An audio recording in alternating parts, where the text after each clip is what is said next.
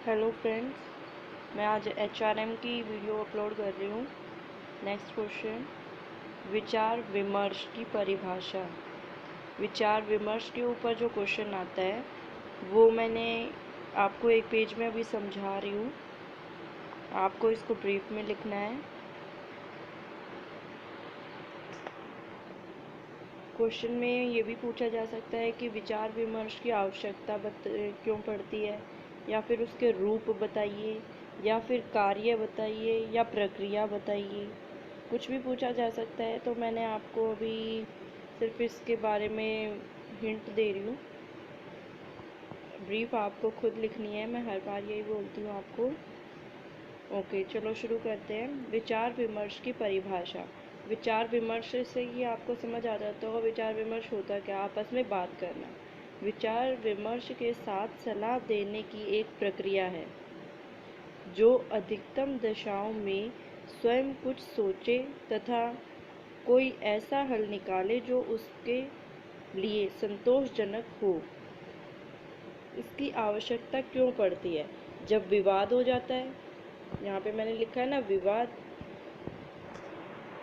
Page फट गया था मुझसे, तो सॉरी, थोड़ा सा आप भी कोऑपरेट करें।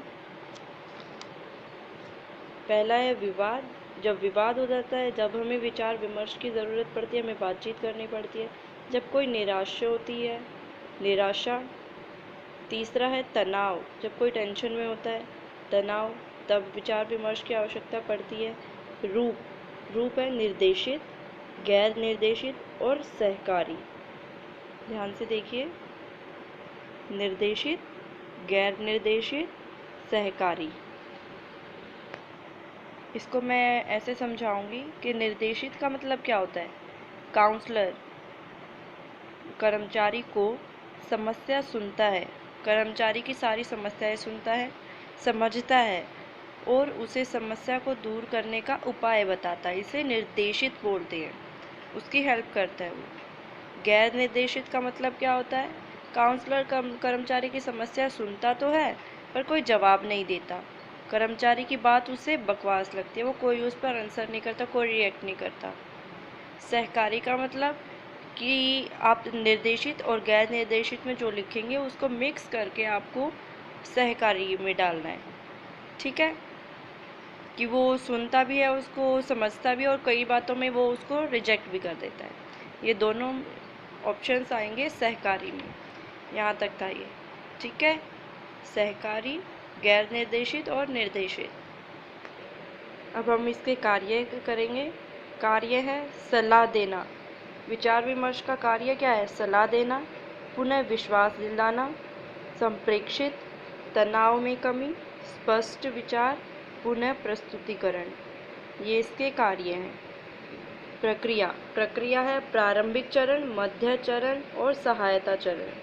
प्रारंभिक चरण, मध्य चरण और सहायता चरण। इनको मैं समझा देती हूँ कि ये होते क्या है। चरण, पहला जो चरण है कौन सा है? प्रारंभिक चरण। उसमें है काउंसलर को सारी बातें अच्छे से सुननी चाहिए। किसकी? कर्मचारी की। दूसरा है चरण, और अधिक जानकारी हासिल करनी चाहिए मध्य चरण में। मध्य चरण में उसके बारे में उससे और ज़्यादा पूछना चाहिए कि ऐसा क्यों हुआ, क्या बात, वो सब कुछ उसको जानकारी हासिल करनी चाहिए। लास्ट चरण जो है सहायता चरण, उसमें है हल सोचना चाहिए, उसका उस सहायता का आश्वासन देना चाहिए कि मैं आपके साथ हूँ और मैं आपकी हेल्प भी करूँगा। तो ये काम किसके हैं? काउंसलर के।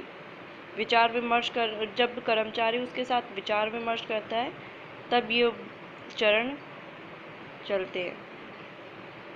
ये हमारा विचार विमर्श का जो टॉपिक था वो कंप्लीट हो गया है। फ्रेंड्स, अगर आपको मेरी वीडियो अच्छी लगती है तो प्लीज़ इसे अपने फ्रेंड्स के साथ शेयर कीजिए, सब्सक्राइब कीजिए और लाइक भी कीजिए। Please, thank you.